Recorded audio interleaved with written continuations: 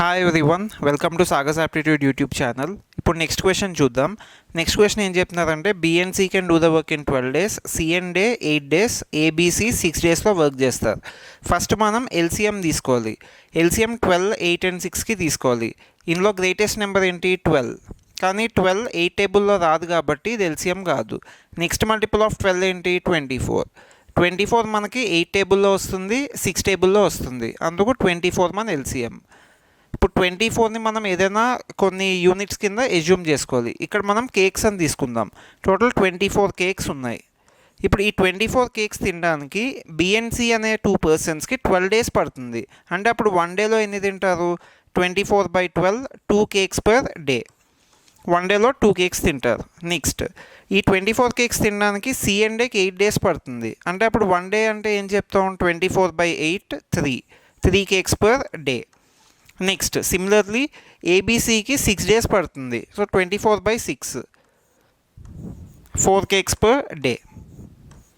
ఇక్కడ వరకు ఆల్మోస్ట్ అన్ని క్వశ్చన్స్కి సేమ్ ప్రాసెస్. నెక్స్ట్ ఇప్పుడు క్వశ్చన్ ఏం అడుగుతున్నారు? A and B together can do the work in. A and B together అంటే మనకి ఏ అండ్ బి వాల్యూస్ తెలియాలి. ఇప్పుడు ఏ అండ్ బి వాల్యూస్ తెలియాలి అంటే ఫస్ట్ ఏ వాల్యూ ఫైండ్ చేద్దాం. ఏ వాల్యూ ఎలా ఫైండ్ చేయొచ్చు? మనకి ఏబీసీ తెలుసు. ఏబీసీ 1 dayలో 4 cakes తింటారు. ఇప్పుడు మనకి ఏ వాల్యూ తెలియాలంటే ఈ మొత్తం వాల్యూలో ఏం చేయాలి? బిఎన్సి సబ్ట్రాక్ట్ చేయాలి. బిఎన్సి సబ్ట్రాక్ట్ చేస్తే మనకి ఏ వాల్యూ వస్తుంది? బిఎన్సి వాల్యూ ఏంటి? బిఎన్సి 2 cakes తింటారు.